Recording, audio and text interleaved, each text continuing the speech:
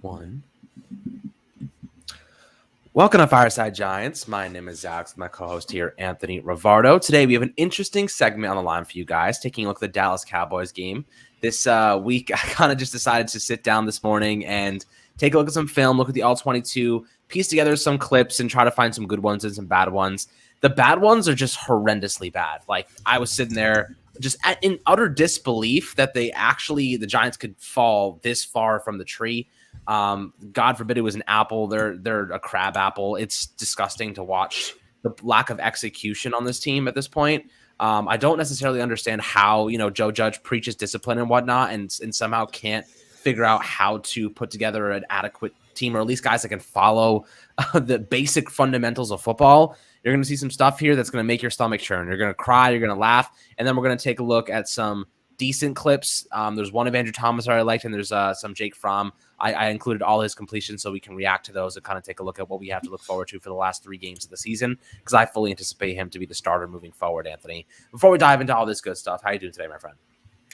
I'm doing all right, not looking forward to watching the Giants play, not really even looking forward to watching this film necessarily. I mean, I'm always down to break down film. I love doing that, but the Giants, man, they're tough to watch. They are not a fun football team to watch right now. I am a little bit excited by the prospect of Jake Fromm. I do think that he could potentially be a long-term capable backup for the Giants, and that's what I'm hoping for him to be. No, I don't ever think he'll turn into a capable starter. However, as a capable backup, I do like Jake Fromm, and I hope that that's what he develops into. So I'm excited to take a look at this film of Jake Fromm, and I guess at the rest of the game as well, and see just what the Giants are doing right now. I know there's probably going to be some pretty ugly clips in there because the Giants are an ugly football team, but maybe we'll laugh at it. Maybe we'll have a good time anyway.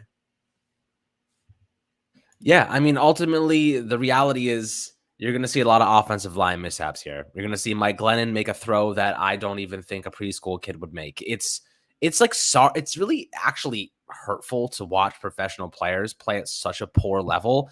Like, you're being paid millions of dollars to throw a ball, to make a block, to do these things. And I know that's not easy. It's not an easy thing to do. Just because they're paying that much doesn't mean that they should be successful at it, or that they're going to be successful at it. But it's just another testament as to why Dave Gettleman needs to be fired, needs to be not even allowed to retire. He deserves to be fired, not to retire. And you're going to see it first and foremost here, but let's take a look at the film right off the bat. It's definitely ugly, guys. So I wanted to start off with one clip, and a lot of people say, it's time to move on from Saquon Barkley. It's time that we traded him, got his money off the books. And while I do think that will end up probably being for the best, because we do, I don't want to sign him to a long-term extension after the injury history he sustained, but I don't even think Saquon wants to be here anymore. Look at this. Just watch this clip. It is just horrendously embarrassing. So you're going to see multiple players false start here, and 2 of them, Corey Cunningham, 79, at the bottom of your screen at the jumbo position, jumbo tight end, and you're going to see Will Hernandez fall down without being touched. They both fall down. And then you're going to see Saquon Barkley in the backfield here in this wishbone formation, just going absolutely bananas. He's like, I don't even know what to do. This team is so freaking bad. They can't even get the snap right. Mike Glennon's still in here, by the way. This isn't even Jake Fromm yet, so it's not even like they have an excuse for a false start. Mike Glennon's been the backup the entire year. He knows the system, and they're still false starting. Just take a look at this. It really just makes your stomach churn. So here you can see Saquon, full spin. He's pissed off. Corey Cunningham and Will Hernandez both on their back. There's nobody even around them. Just watch them fall down. It's sad, man. This is the Big Apple circus at this point, bro. You could throw an elephant in there. You could throw a giraffe in there. We already got one. You could throw any animal in there, and you're going to see a circus, an absolute circus. It's embarrassing. Saquon in the backfield, he's jumping around. Like, I just want to play. I just want to get the ball. I just want to make something happen.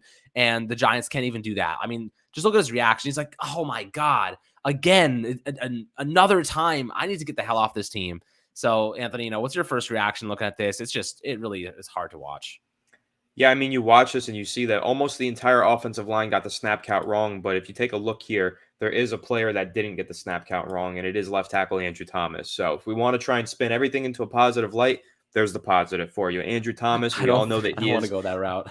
he is the best offensive lineman on this team, and it is reassuring. At least, you see a play like this where you just see how bad this offensive line is. No one knows a snap count. You see Matt Parrott is already out of his stance. The right guard, the jumbo tight end, the left guard, and I mean, everyone is out of their stance. The center as well. Everyone except for Andrew Thomas. So good on Andrew Thomas. Job well done. I feel for Saquon Barkley in this moment. No, I don't want him on the team next year. I do think they should try and trade him to clear his cap space, but I do feel for him. He is a talented player, but I have thought that he's been held back by the Giants for the entirety of his career. Yes, he's held himself back at times, and injuries have definitely held him back, but all in all, the Giants have definitely held Saquon Barkley back, like they've held Daniel Jones back, like they're holding Kenny Golladay back, like they held Kadarius Toney back, and like they held Odell Beckham Jr. back, if you want to go back that far. So the Giants, man, they're a disaster right now. And, this maybe I'm making this too much of a big picture moment when discussing just a, small little play like this. But all in all, you talk about the New York Giants, you can't help but talk about how much of a disaster they truly are. Yeah, I mean, it's not, look, we can't sit here and say it's all Saquon's fault. We can't say it's this, it's that. I mean, look, the injuries definitely are problematic, but I think some of those injuries are because he was trying to do too much because the team is so bad. He was trying to carry the team. Daniel Jones, those rushing attempts, the concussion, all those times, he's taking those extra hits because he's trying to make something happen for the team because they're so bad, and unnecessary hits you're taking. I mean, he's trying to, like Saquon, when he tore his ACL up, he's trying to grind out some extra yards against a safety that's jumped on his back and ends up tearing his ACL. Like, it's just those extra efforts that aren't altogether necessary at times, because the players are just trying to make something happen.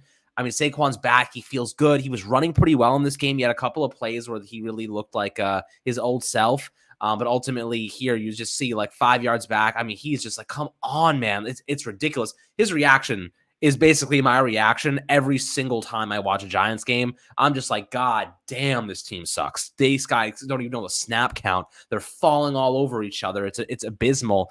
And this is individual, right? There is nothing about, like, Will Hernandez and Corey Cunningham. This is entirely on them. They don't know the snap count. They simply just don't know it. Otherwise, they wouldn't have run. The entire left side of the line knows what's going on.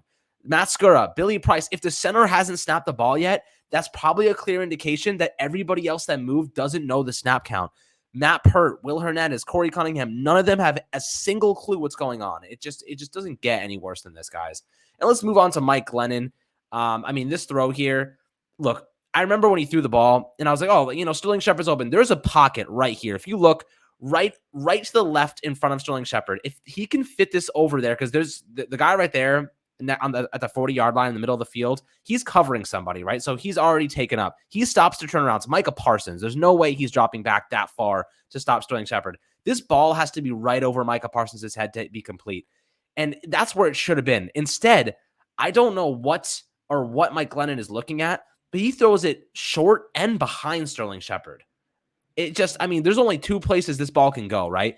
It's going to be either a deep post up the middle of the field, and he has to put a lot of juice on this to go way up the middle of the field, or he's got a whole shot this in the middle of the field and underthrow right over Michael Parsons' head. It's not an easy throw to make by any means, but he just makes it so much worse. It's behind him. It's short, right to the cornerback. I mean, I didn't see, you'll see Jake Fromm a little bit later in some of his reps. You didn't see anything look as bad as that. And we saw multiple passes like that throughout the game, including the interception to Trayvon Diggs in the red zone, where he just literally threw it right to him right after the Giants got a turnover on downs. If I was the Giants defense, I would be absolutely just appalled at the offense and their qualities. Yeah, I mean, I'm not the Giants defense, and I'm still appalled by the Giants offense and their qualities. I'm a Giants fan, and I'm appalled. So, you watch this play. Is it an easy throw? Maybe not. But, you shouldn't even be throwing this throw. Look, you got two guys underneath that are wide open. They're playing a cover one man is what I think this is. And that means that there's one deep safety covering the middle of the field. So what should you not do? You should not throw a post route to the middle of the field when there's one deep safety waiting for post routes at the middle of the field. So just on that alone, Mike Glennon made a bad decision here. And then to some extent, I think he knew he made a bad decision. I think he didn't see the safety. He started to throw it, saw the safety, and then it became a bad throw because he realized, oh no, I can't make this throw. And then he just threw it super inaccurately because maybe he tried to stop himself. He's getting hit here. You could see that as well. I mean, it's a bad play. It's a bad decision, and it's a horribly inaccurate throw, and it's an interception. That's really all you could say about it with Mike Glennon here, you see a lot of plays like this. He's just constantly late on throws. He's constantly throwing passes behind receivers. He's super inaccurate. And this is kind of just the epitome, this play in specific, it's kind of the epitome of Mike Glennon and how bad he was as the backup quarterback starting games for the Giants this year.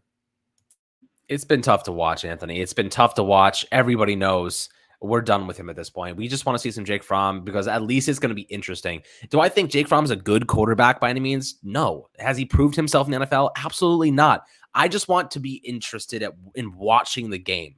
For the last 3 weeks, I just want to be interested. That is it. Mike Glennon disinterests me to the point where I don't even want the freaking medium soda. I don't want the medium soda. Give it to somebody else. Pour it out. I don't care. Mike Glennon, watching him play football. And Anthony, we were talking about going to this Dallas game early in the year. I am so happy we did not buy tickets to this. I would have actually rather have torn them up, burned them on the ground than go to this game. It just hurts. And I heard that they were only giving the medium sodas, by the way, to people who actually had their name on the account. So you couldn't even just go and get a medium soda. You had to be the person on the account name. It's just, they make it so difficult. It's like, why not give them the large soda? Like, what's the difference? Like, at least like a large soda is like, okay, like at least it's large. They really just cheaped out and gave them a medium. Everything the Giants do is just a punchline at this point. And here we go. I want to give you a little look here. This is a stunt being run. Look at Billy Price and Will Hernandez. Micah Parsons is running a stunt here. And you can see Billy Price. He has vision up the field right here. This is one of my favorite Billy Price plays. And this is why a lot of people want Tyler Linderbaum for the record. You're going to see Billy Price here fail to pick up this stunt, and you're going to see him try to trip Micah Parsons as a result. He tries. This is just it. Like I said, you're watching this, you're either going to laugh or you're going to cry. You're going to throw up maybe. Just watch this. You can see him stick his leg out. Look at this. He tries to stick his leg out to trip Micah Parsons. This is what we've boiled down to as a team. We are so bad. We have our center trying to trip players that are going through. I mean, it's an obvious foul if he trips him. It's going to be a penalty if he trips him. But the fact of the matter is, you already have that guy bottled up. You've pushed him to Will Hernandez. Disengage and get off that block and get Micah Parsons. That is like basic, fundamental offensive line play. Billy Price, now you're trying to trip a guy. It's just so hard to watch every week. I'm trying to find Andrew Thomas clips, right? I'm combing through clips. I'm watching Andrew Thomas. Look at him on an island. Does phenomenally well. He recovers there. I mean, look, I'm trying to find good Andrew Thomas clips. I end up stumbling across Billy Price trying to trip people. This is what we've come down to. I'm trying to do something good for you guys, find good clips from Andrew Thomas, and instead I'm finding Billy Price trying to trip Micah Parsons. Yeah, I mean, I've never been a fan of Billy Price.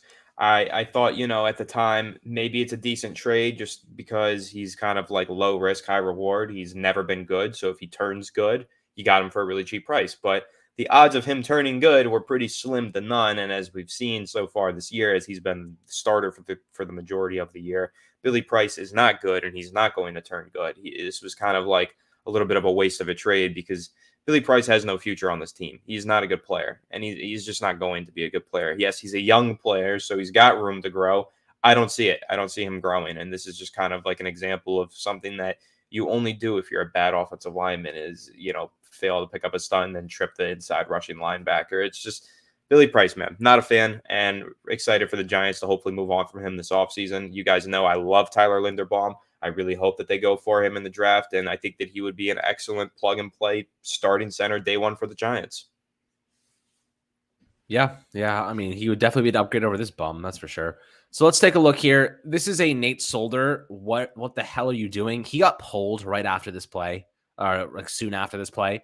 Watch how confused he is. He is a 10-year veteran in the NFL. He's a 10-year veteran. This is a basic screenplay. All you have to do is pick out your defender and block him. That is it. That's all you have to do. Instead, watch what he does. There's two defenders right there. He's like, what do I do? He doesn't know what to do. He just stands there and then doesn't get out there to block. And by the time he decides, I'm going to go block this guy on the outside, Saquon Barkley is already destroyed in the backfield. It's when you have 10-year veterans who don't know what's going on. Look at this. He's looking at the guy. He sees him go inside. He turns around to see that guy. He's like, oh, shit. Who do I block here? And then finally he's like, I'm going to go block someone. So he kicks outside and he blocks this guy. And the play's dead already. Now he's on the ground. I mean, we're talking about a guy who's had 10 years of experience. He's won a Super Bowl, who is looking like he's never played football in his freaking life. Like, what the team is just on just a disaster at this point, guys. I can't wait to pay him to not be playing football for us next year. It's the best $4 million we'll ever spend is him not playing for us. Yeah, I mean, can't come soon enough, right? Getting Nate Solder off of this team, just he's awful, and we all know that he's awful, and he's a major waste of money. He's been probably the worst contract that Dave Gettleman has given out in his tenure with the Giants. Just sick and tired of watching Nate Solder play. I've said it all year. Matt Parrott, no, he might not be good, but he's young and he does have room to grow. And we have not seen him play enough, in my opinion. Matt Parrott should be playing. He should be starting at right tackle. He should be playing much more than Nate Solder, in my opinion, because Nate Solder has been bad all year. I've seen zero improvement from Nate Solder. I don't think he's ever going to get better. He doesn't have a long-term future with this team. Matt Parrott, you could say he doesn't have a long-term future with this team. Well, he definitely won't now because we never got to see him play and maybe prove us wrong. At least give him the opportunity. I mean, that's what Dave Gettleman said, right? At some point, you got to let the kids play. Well, the Giants just haven't let this kid play, and it's been incredibly frustrating for me all year long. I wish that we've seen more Matt Parrott. We saw him towards the second half of this game. He had a couple bad snaps, but he did have a couple good snaps. And, it's likely that the Giants are just going to draft a tackle, and he's going to be the starter next year. But I do wish, that this over the course of the season, they gave Matt Parrott more opportunities to prove himself.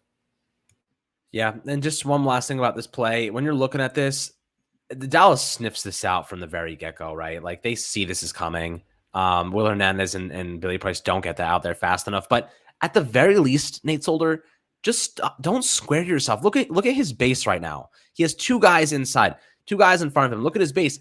Just rotate your body and seal those two guys off. So all your running back has to do is beat one guy. Instead, he just lets them go. They realize what's happening. They just lets him go.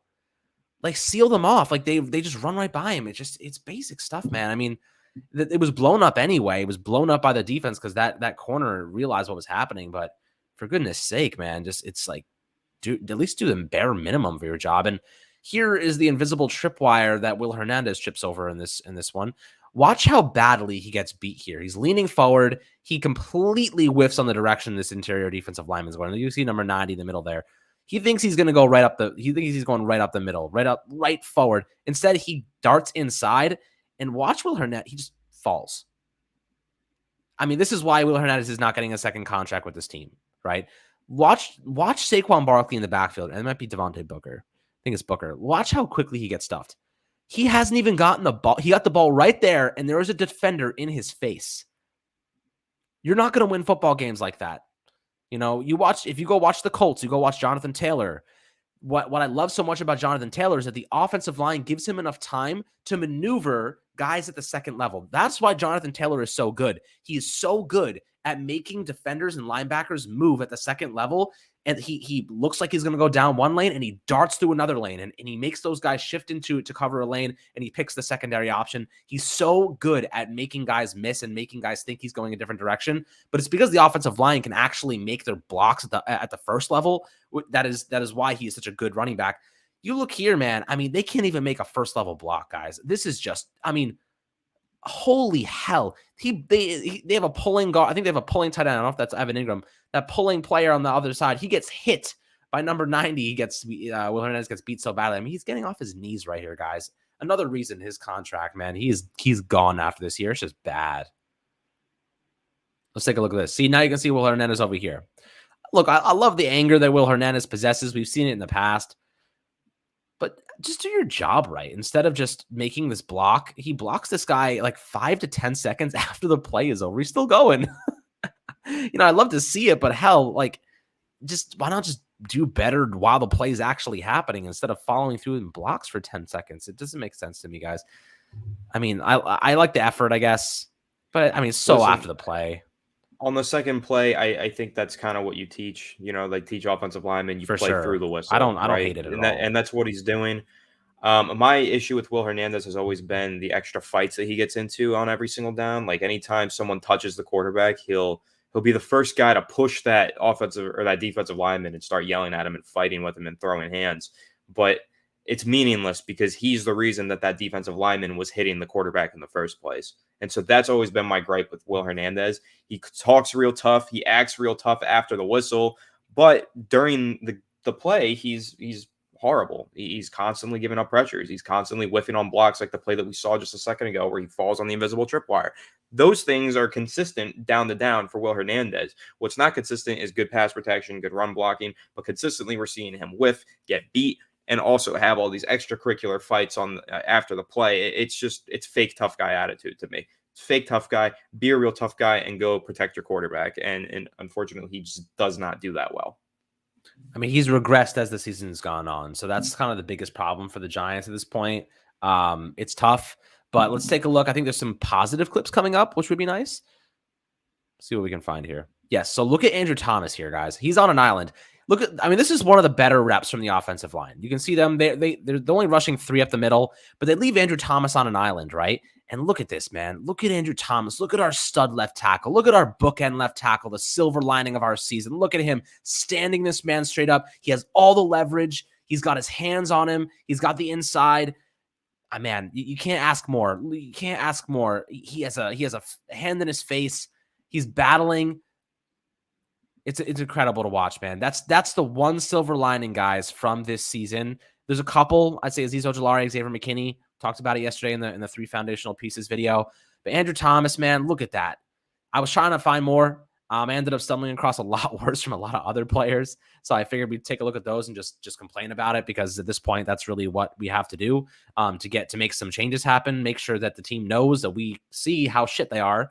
But Andrew Thomas, big shout out to him for being actually a good player. Now, let's take a look at Jake Fromm. I know a lot of people want to see Jake Fromm. I included all 6 of his completions in this little last portion of the video. You'll see a couple of dump offs. You'll see a couple of hole shots. You'll see a couple of really nice plays from him. The one thing that you notice about Jake Fromm in every single snap that he has, he looks incredibly calm. He's really actually not bad when it comes to pocket presence. He maneuvers in the pocket pretty nicely. He doesn't have the biggest arm in the world. He's not going to gunsling it. He's not a gunslinger. He doesn't have the velocity Daniel Jones has, but he has good touch on his passes. I actually think he might be the best quarterback on this team for Kenny Golladay. That might be a hot take, but I think you're going to see Kenny Golladay have some of his best games in the next 3 weeks because Jake Fromm's playing quarterback, and you're going to see why. 2 plays. I know this is kind of garbage time, but they have their entire starting defense out there, and they want to destroy the Giants. People say it's garbage time, but I think Dallas, they're still playing hard right now. They only won 21-9, so they're only down 2 possessions here, right? So I think the Giants here, Jake Fromm, Kenny Golladay, you're going to see some good stuff from them going down the line. But Anthony, were you impressed at least with Jake Fromm showing?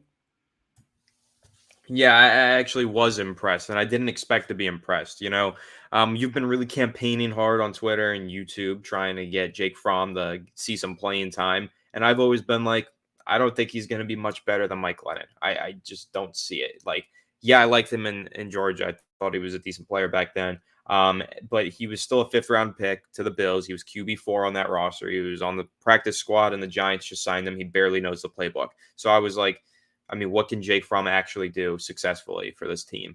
But I was proven wrong, and you were actually proven right. He looked way freaking better than Mike Glennon, and that is impressive to me that basically Jake Fromm has stepped in here and in about a week has learned the playbook enough to go out there and outperform the quarterback 2 on the roster. So, I know he had a very small sample size. He only played half a quarter. That half a quarter looked better than any half a quarter that I've seen from Mike Glennon in any of these games. I was at that Miami game. I watched it in live action. It was really tough to watch Mike Glennon. He just wasn't good. Yeah, he had 1 or 2 drives where, the Giants offense looked maybe competent for a second. They didn't score a touchdown in that game, and they didn't score a touchdown in this last game, but the one who gave them the best chance of scoring a touchdown this past week was Jake Fromm, in my opinion, and that's why I do think that he should be the starter going forward with Daniel Jones done for the year. Jake Fromm, yeah, I was definitely impressed by him. No, I don't. Again, I said it at the beginning. I don't think he's going to become a starter, but I do think he can be a very capable backup in this league. And I think that it's something that the Giants should look into. They should look into keeping Jake Fromm for the long run as a backup. Really like his developmental traits in that regard, like him as a game manager, a guy that could step in as a backup quarterback and do just fine. Mike Glennon isn't doing just fine, but Jake Fromm looked pretty good. I'm definitely impressed. I expected a whole lot less, and I got a whole lot more. That's exactly right. So I'm not viewing Jake Fromm, guys, like my optimism. Don't get it twisted. I'm not viewing him as a starter. I'm viewing him as a high end backup, and that's really all we need. All we need is a quarterback who's not going to make a ton of mistakes. Mike Glennon underthrows. He misses receivers. He turns the ball over like crazy. Um, Believe it or not, that guy made a $16 million in one season at one point. The Bears offered him a 3-year, like $46 million contract. The Bears, man, holy crap. I can't believe a team would offer him that much money. The Giants are paying him, what, like 1.3 or 3 point something million this year. But Jake Fromm, I actually think is a young player. He's got some upside. I actually really liked how calm he was. You noticed, you could see how he had control of the offense. The flow was a lot better. He had 82 yards in this final drive of the game. And ultimately, Mike Glennon had 99 yards and 3 interceptions in the first 3.5 quarters. I think that Jake Fromm looks a lot better. So let's take a look at some of his completions here. You'll see right off the bat, he has a nice little throw to Sterling Shepard. He has a nice little pocket there. He's calm. I really like his arm motion, by the way. He gets the ball out really quickly. That's something that Mike Glennon, he like hangs that thing back there and launches it like a trebuchet. I think we should put him in the trebuchet and launch him to the sun. But Jake Fromm, I actually like how he kind of has this he has like the kind of arm angle, like the little sidearm thing. So he can kind of really quickly, before guys can put their hand up. The thing about Mike Glennon or like even Daniel Jones, they hang that ball back sometimes, and defensive linemen see that and they put their hands up. The thing I like about Jake Fromm is he's so quick with his motion. A lot of times these defensive linemen can't really get their hands up in time. So he gets it through. Like you'll see here, Sterling Shepard gets a nice little catch, takes it for a couple yards. I really like this. This is probably my favorite play from Jake Fromm. I think maybe there was a couple nice throws, but this is one of my favorite ones of the 6 that he did have, the 6 completions he had. You'll see here, Darius Slayton is going to run a nice little out about 10 yards down the field here. But look what he does to draw this cornerback in. So you see at the 20-yard line on the top of your screen, that's where Darius Slayton is. You're going to see the cornerback right in front of him. He's staring at Jake Fromm. He wants to see what's going to happen because he thinks this is going to be a check down to Saquon Barkley, right? So what he does is he looks at Saquon Barkley, gives him a little look. Bam, see, he looks at him. This cornerback bites. He goes, oh, crap, I'm in no man's land. He starts to backtrack, but Darius Slayton's already has this little window. Jake Fromm, nice little crisp throw right over the defender with a nice little thing. You don't see Mike Glennon look off corners very often. You don't see Daniel Jones look off corners very often. This was something that stood out to me with Jake Fromm in his second play of the game with the Giants, or third play, his second completion. This was a nice little throw for him. I liked to see that he had some wherewithal. He had some vision, because you can see he's looking at Darius Slayton, right? He wants to see that route develop, but watch this. He looks down to Saquon, forces that cornerback to bite, readjust, bam, right over the defender. Right over Trayvon Diggs. And Trayvon Diggs is an incredible athlete. He's jumping out of his boots right now, right over it, just right over his head. That's what you want to see. That's the type of completions you're going to find from Jake Fromm. You're going to see him do those little things. He's really calm in the pocket. He can throw those out routes 10 yards downfield. He's not going to hit those 30-yard out routes. Doesn't have the arm for it. But he has another nice little completion to Kenny Golladay very, very shortly. Let's see what he has. A little dump off to Saquon Barkley. And Anthony, you can chime in here too if you want to give your take on some of these throws. Yeah, I really like that cover 2 throw that you showed, that kind of between the flat zone and the half deep zone. Like that, I thought that was a really good throw by Jake Fromm. Like that is one that you expect a pro quarterback to make. If you can't make that throw, you're not going to be a professional quarterback. You're not going to succeed in the NFL. But he made the throw. And that was like more than enough for me to be impressed with Jake Fromm, is the fact that he made that throw versus the cover 2. He got it over the flat defender, and that's not the easiest thing to do, like I said. So that was really an accurate throw, a smart throw, as you mentioned. He does kind of look off that flat defender, get him to bite down on the check down, and then he puts it right over the top of him really accurately on the sideline. I think that's really awesome, and a job well done from Jake Fromm. And I hope that we do get to see him start, because we have not declared a starter just yet. The Giants are still going to sell this boat of Mike Glennon being QB2 and starting these games. But I hope that we get to see more Jake Fromm. We get to see him make some more of these throws on a consistent basis. And I think that we can all be really happy if we do see some more of this and can go forward with him, hopefully as a backup quarterback next year.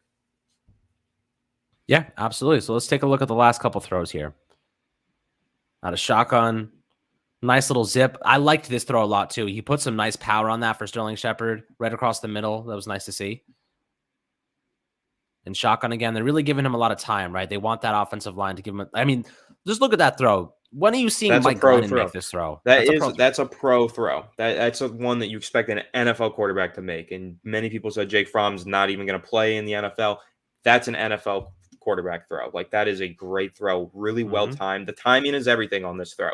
Okay, you got man coverage, you got to throw it out of the break. It's really important that you time this throw well. If it's too early, it's not going to be there for the receiver. If it's too late, the cornerback is going to bite down on it. You see the cornerback try to bite down, gets there at the last second, just too late because Jake Fromm threw the ball perfectly timed, and the receiver does a good job as well coming back to the football. Great throw, great catch, and like I said, just a pro throw right there from Jake Fromm. Yeah, I mean, Kenny Golladay also runs a really nice route, as you said in the past videos, Anthony. He gets beyond the sticks, but he comes back. So in the past, you've seen maybe guys like Sterling Shepard, they'll run to the sticks, but they'll round out their route and end up not getting to the first down marker. This time, you can see Kenny Golladay gets beyond the first down marker, but he rounds it out and comes back to the sticks. So he gets the first down, but he gives his quarterback a bit of cushion so that he doesn't get that route undercut. I like that from Kenny Golladay to help out his quarterback, but that's what I'm saying, guys. You're going to see a better connection with Jake Fromm and Kenny Golladay than Mike Glennon and Golladay, and maybe even Daniel Jones and Golladay, because I think that the touch that Jake Fromm puts on his passes is exactly what Kenny Golladay likes. He doesn't like fastballs. He doesn't like wayward throws that Kenny Galladay's basically he's having to play defense on every Mike Glennon throw. But I think that Jake Fromm puts it in a spot where he can make a play, but it's also not going to be a fastball that he has to deal with. So I think that you're going to see a little bit better production from Jake Fromm and Kenny Golladay. Like I said, maybe a hot take, but another pass, by the way, that's right over the head of a defender. I mean, look, that's about a couple inches. That's a really nice throw there. Like Anthony said, that's a pro throw.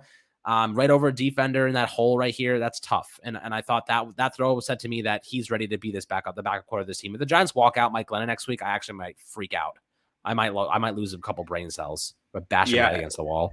I can't get invested in the games when Mike Lennon is playing. They're so freaking boring. You know that the offense has no life and no hope. I just can't do it. But at least when we watch Jake Fromm, we're like, oh, this is a young player. We can see how he's developing, see what he's doing. It's a lot more exciting just watching Jake Fromm versus a Mike Lennon. I'm so sick and tired of watching Mike Lennon. Like, absolutely sick of it. I want to throw up when I watch those Giants games with Mike Lennon starting at quarterback. It's unwatchable. The team becomes unwatchable when Mike Lennon is starting. But here you go. This next clip. This is Jake Fromm's best throw of the day, and we've already shown two really good throws earlier, but this one was the best one. Really love this throw. Super accurate to Kenny Golladay. I've been saying all year long, you just got to give Kenny Golladay a chance. He's a great receiver. He's a great one-on-one, throw it up 50-50 ball receiver if you give him some good throws. The Giants don't use him properly. They have not all season long, but Jake Fromm finally gives him a good throw and gives Kenny Golladay a chance to go get it. So I really love this throw from Jake Fromm. Yeah, I mean, this is literally just seeing you have your big 6'4" receiver in man coverage against a corner who has his back turned, throws him a jump up, but look at the touch on the pass, right? This is what I'm saying though. Like, Jake Fromm doesn't have the laser beam that Daniel Jones has. We've said this in the past. I personally don't think that Daniel Jones throws the good ball to what Kenny Golladay actually prefers. I think Kenny Golladay prefers some loft on his passes where he can readjust his body and go up and make a play. This ball, I mean, is a hanger, man. He throws this thing like a freaking water, like a rainbow. And I have to say, I think it's exactly what Kenny Golladay wants. I mean, look at this. Look how long that ball hangs up there. But the defensive backs don't have a time to readjust. And Kenny Golladay has his eyes on it the whole way. He's fighting. He's a physical wide receiver. Got to give him a chance to make a play. And he adjusts his body. But like, that's what Kenny Golladay does, right? You can see here, he boxes out like he's a basketball player. Watch. He boxes it out. He has leverage. This is where a pass needs to be.